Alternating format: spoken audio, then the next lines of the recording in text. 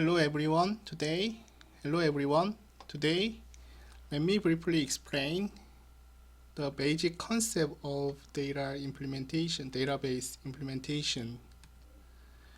This is the overall structure, overall architecture of RDBMS, Relational Database Management Systems. Here, this is so user try to access the data based on the user interface, and user interface can be represented by web forms or some application. And based on this interface, you can try to access the data. Here, in the case, you try to use the SQL. And once you formulate the SQL, the SQL just try to access the query evaluation engine. And based on the optimizer, parser and optimizer, they just convert the SQL convert to be some specific format, and based on this specific format, they try to access the file or files that include some data. And they also need some buffer manager and data disk space manager. And finally, you can access data. This is overall procedure. So to understand the internal structure of DBMS, we need to know the files and access method, and we also need to understand the concept of buffer manager. And this is only for what I just explained for one single user, but for DBMS, for our DBMS, multiple users can access the one DBMS at the same time. In that case, we need to consider the concurrency control using transaction manager and lock manager. And if the system fails, we also need recovery manager. So these parts are core technique of our DBMS. And when we also access the data, we also need some index files to support more efficient data retrieval. So this is the implementation details of database systems. So in this, as the second topic of this class, we are going to study some detailed implementation of database systems. First of all, let me explain how we store the data in secondary data storage. Since the data size is huge, we need to store the data in secondary data storage, such as hard disk or SSD. In that case, it's a little bit different from CPU, since their types and their structures are different. And when we access the data, when we access the data from hard disk, we need to optimize we usually use the read and write operation. And to support the more efficiency, we need to reduce the number of read and write operations. This is really important optimization techniques. And to help your understanding, let me show you on Jim Gray's storage latency analogy. Jim Gray, he is a Turing Award winner in 1998. Based on his analogy, he just considered different time when you want to access the data. If you access the data in register, you can directly access the data. This is similar to accessing the data in your head. You can directly access data within 1 minute. Okay, within 1 minute. And when we access the data in cache memory, you need 2 second latency. And this is similar to accessing the data in this classroom. So you can just find some data in this classroom. Okay. Still, you can easily identify your data. And now we consider another case. Now we want to access the data in board cache. This cache is really different. This cache is near the register, and this cache is in board. This is a second cache. This is similar to accessing the data in our university. So within our university, you can identify some data within 10 minutes. This is the distance from this building to your dormitory. You can walk around. If you walk faster, you can reach your dormitory within 10 minutes. Okay? And we can consider another case. When you access the data in memory, it takes about 100 times than accessing the data in register. And this is similar to accessing the data in our city. Okay? Our city.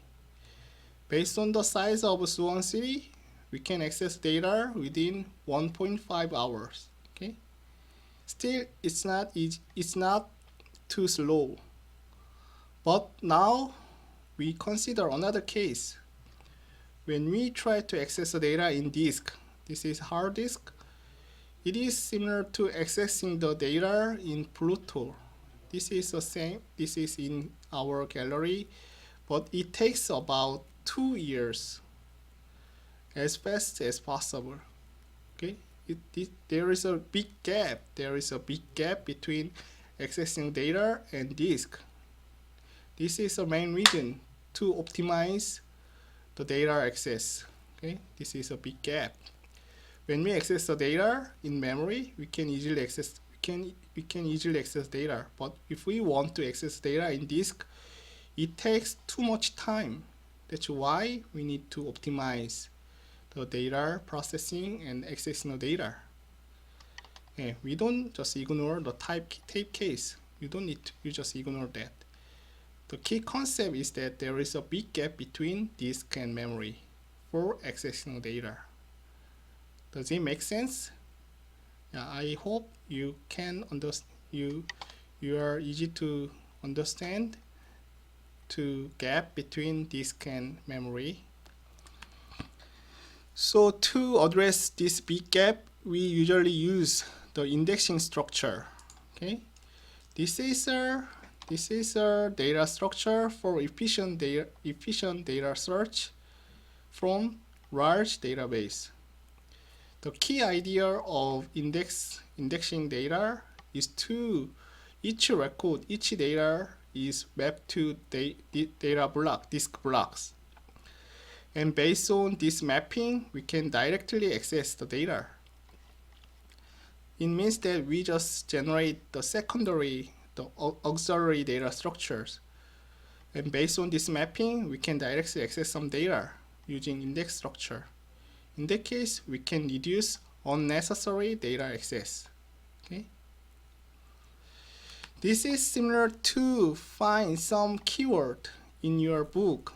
So when you find some keyword, you can just find some index pages, and based on the index pages, you can find some keyword. And once you find some keyword here, you want to find some date and time. You know that this keyword is located on page 8, and based on this information, you can directly access this keyword in this book. Without using this index, you need to find the sequential. You need to consider the sequential search. In that case, the time complexity is O(n), where n is number of pages. But by using the index page, you can directly access the page. So compared to the sequential access, using the index structure is much easier, much more efficient, much more efficient. Okay. So the meaning of index is they just provide access paths. Actually, this is auxiliary file, so we just build another auxiliary file, but using this auxiliary file, we can more efficiently access the data in the data file.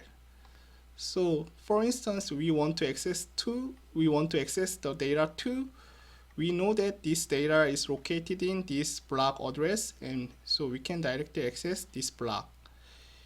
In that case, the time complexity, ideally the time complexity is O1. It means that we don't need to access those other data. As you expect, this is much more efficient than sequential search. Some students may ask me why we don't use the binary search. By using the binary search, we can further reduce the time complexity. Yeah, it's true, it's right. The time complexity of binary search is log n. Compared to the sequential search, the time complexity of binary search is much more efficient. But still, the binary search requires the binary search need to ask log n blocks. So compared to using index structure, this is more expensive. So we can further reduce the binary access. We can further access the number of accessing data than binary search.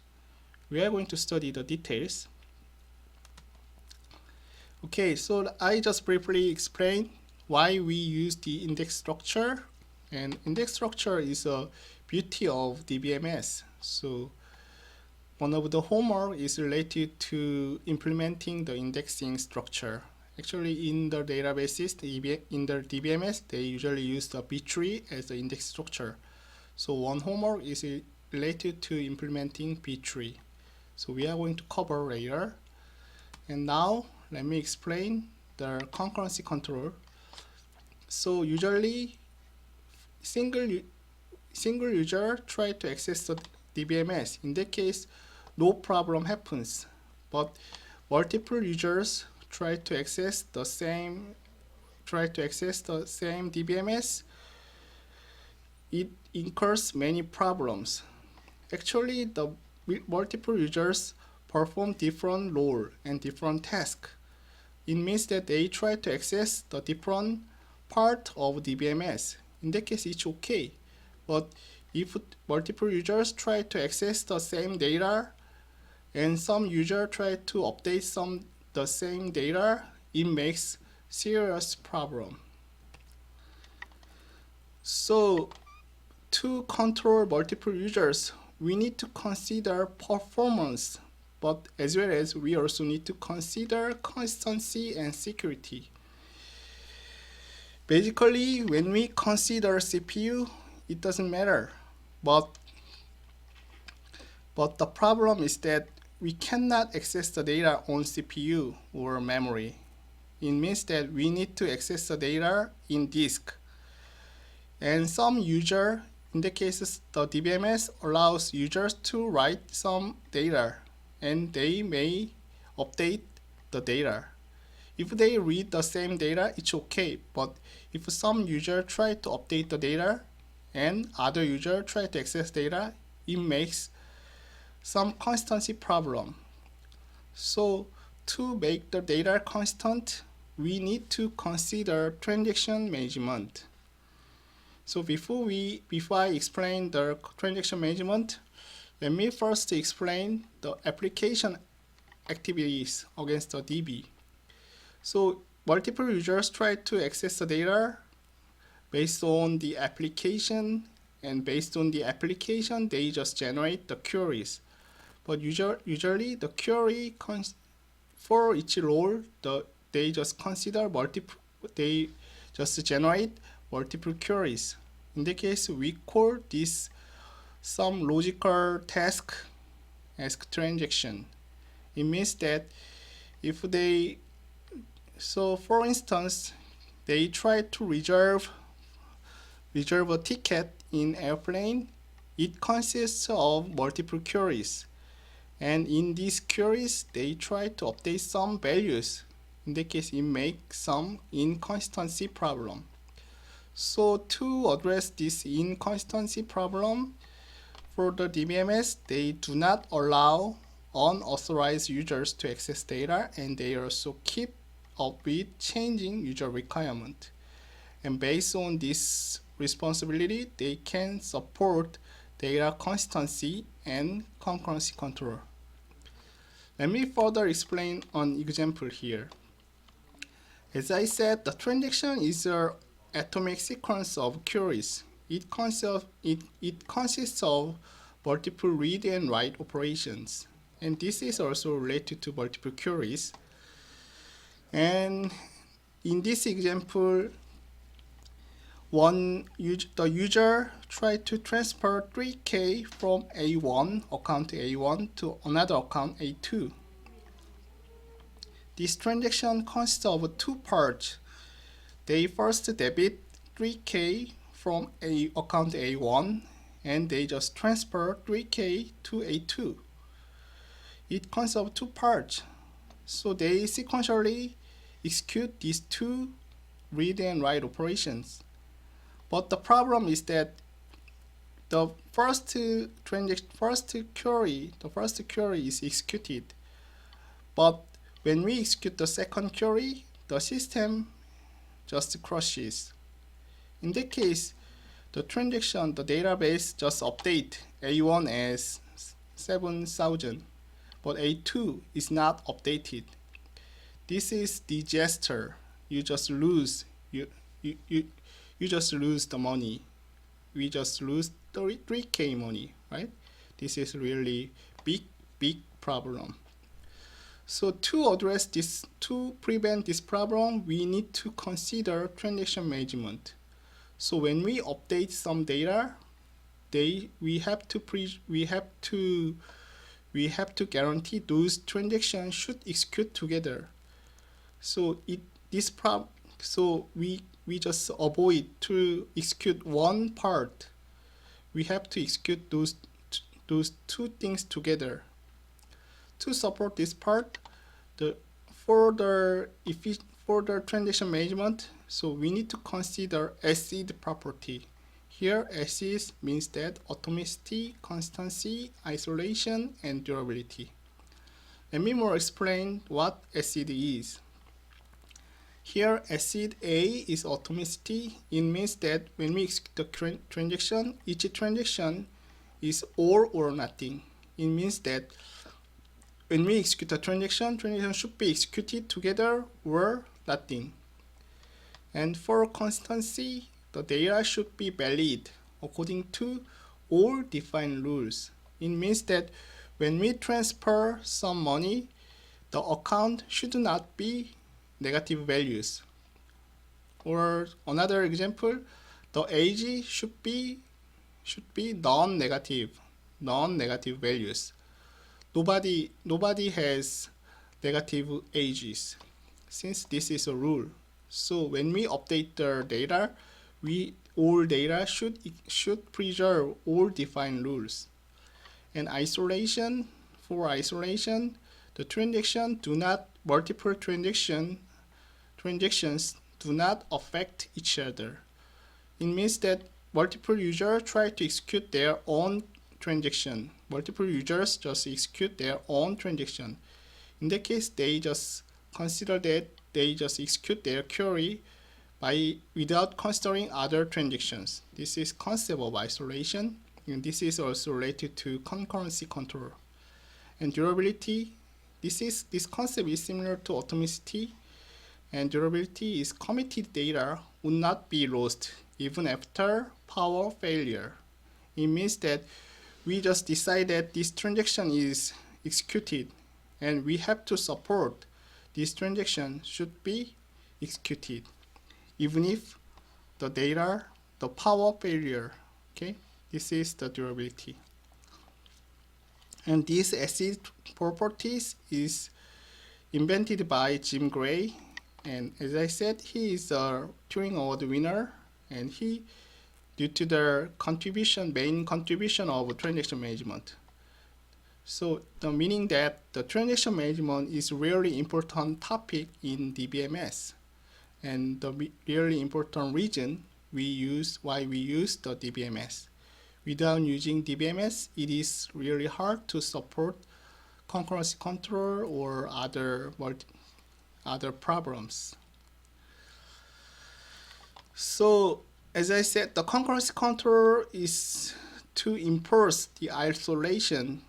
So multiple transactions try to access the same data, and they just consider whether if some transaction try to access the data and another transaction just decide whether another transaction should wait or also still try to access. This is related to isolation. Okay, so concurrency control is really important for supporting performance as well as the data consistency. Okay, and lastly, we also the supporting atomicity and durability is also important. So to support the atomicity and durability, we need some recovery measure.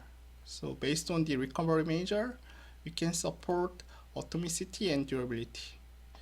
So for the recovery measure, we usually used log file. So it means that when we execute some write operation, we first write down this operation in log file, and then we try to execute the transaction. Okay, this is a basic concept of recovery measure. It means that before we write operation, we first write the log file, and based on this concept, we can support the durability and atomicity. So for the recovery measure, we also cover the recovery measure in detail. So if we are interested in recovery measure, so we can just discuss later. Okay. So far I explained the database implementation. So I hope you just understand the basic concept of database implementation. The database implementation is quite difficult but very important to understand, especially for transaction management and index structure. So after the midterm exam, we will cover these topics. Okay, so please don't be worried if you don't understand now. It's okay. Okay, and thank you for listening, and see you later. See you again.